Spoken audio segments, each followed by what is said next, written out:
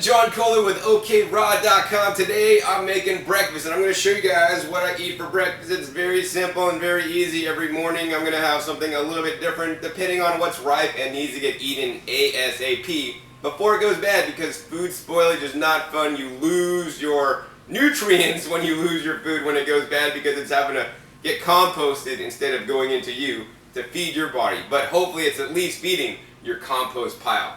Nonetheless, this is what I got ripe today, and this is what I'm going to throw together to have for my morning breakfast. Usually upon waking, I like to drink some water before I even think about eating some food. Then I'll work for a little bit, and then I'll take a break and make my breakfast. So whether I'm eating whole fruits, or making a juice, or making a smoothie, such as this one, that's pretty much usually what I eat for breakfast.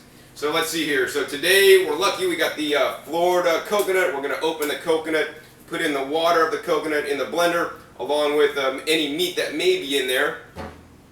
We're going to add our ripe Florida-grown papayas, or papaya in there. And then in addition, we're going to add almost 30 bananas a day. I mean, about 22 bananas, or 23 bananas today in our smoothie. And then we're just going to blend this up and drink. So it's really simple, real easy. And I'm going to show you all the steps. I mean, anybody could do this. First, we're going to open the coconut. I like to have a nice cleaver, but we have this knife today, so this will have to suffice. Luckily, this is a younger coconut, so I can actually just cut down the coconut here.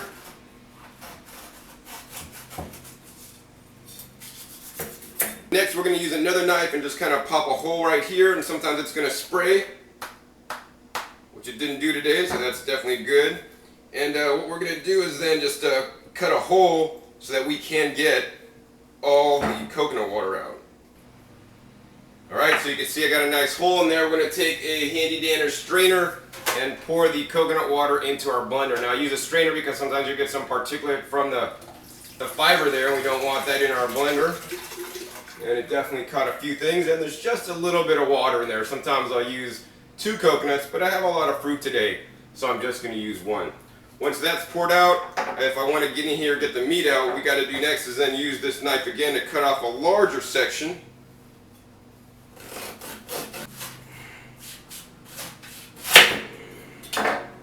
Alright, there you go. So I got a nice section cut off. Now I didn't want to cut this section much off when I still have the water in, because the liquid would pour out and you'd waste all your valuable coconut water. Now the coconut water is probably the most valuable part of the coconut in my opinion. It's nature's living water that's been filtered by the coconut tree, and it's totally alive.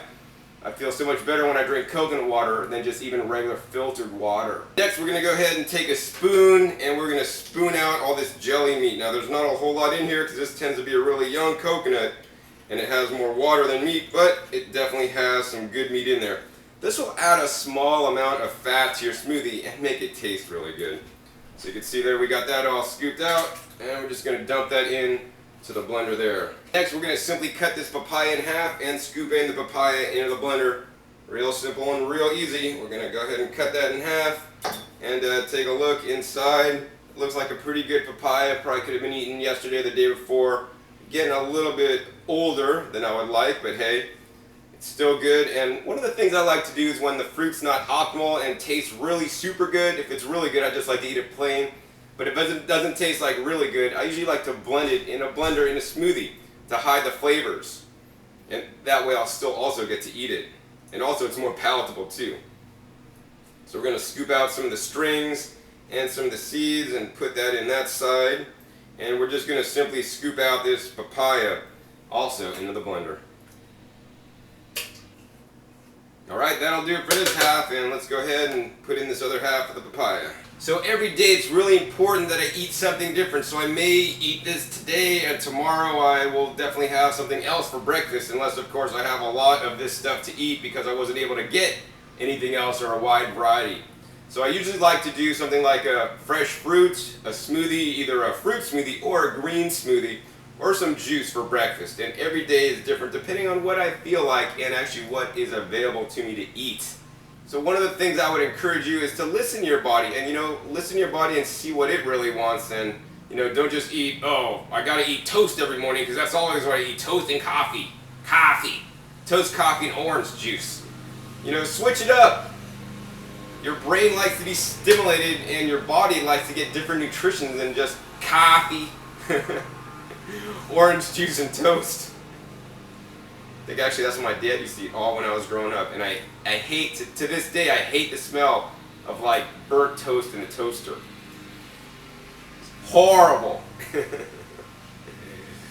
Alright, so let's see here. Let's go ahead and put the rest of that papaya in. I think that'll do it for this one. And there are some bad spots in this papaya, so I'm not going super deep, super near the flesh on the bad spots, because I don't want to eat that stuff. So after the papaya, we just got the bananas. So we got all these bananas, and these guys are really ripe. These are some Thai bananas. So these were actually purchased from the farmer's market, and you can't get them any fresher than this.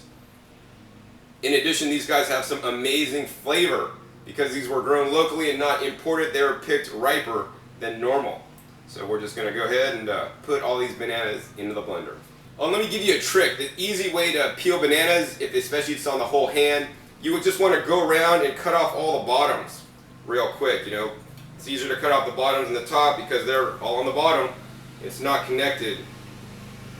So we're just going around, cutting off all the bottoms real quick. And try not to slice it all the way off because that's actually going to be used as a handle to pull the the bananas down. So once you got them all sliced off really quick, you could easily get your fingers in there and peel them one at a time and take them off the hand just like that. And we could go ahead and now do the next one. So instead of having to break each one off and then peel it, and plus peeling it from the bottom is usually easier than peeling it from the top of the banana. Anyways, I got quite a few bananas to feed into the blender there. So I'm gonna get busy. So this is the last banana on this whole hand. Got this about peeled, and we're gonna get this into the blender. All right, about 4 more bananas in the smoothie. Generally, if I'm eating bananas, especially if they're not tasty and good like these locally grown ones, I like to blend them up, and they'll add a texture to my smoothie. But otherwise, I don't often like to eat them, and I don't know why. People really love bananas. It's probably just for the caloric density. It's a good, cheap source of calories. So here's the last banana. I think it's banana number 23 going into my smoothie. I'm not quite part of the 30 bananas a day club yet. I'm only up to 23. So we got that blender full. Let's go ahead and push this down, get some of that water mixed in. And as you can see, I put the water in first, then the most liquid dense fruits, which is the papaya, really watery, and then followed by the bananas. This is going to basically make it easier to blend. We're going to put the top on, and you know what to do now. Just hit the blender on. I like to start off low and then crank it up to high, and only blend for as long as you need to get the consistency you want. The more you blend, the more you're basically oxidizing your food, which in my opinion is not so good.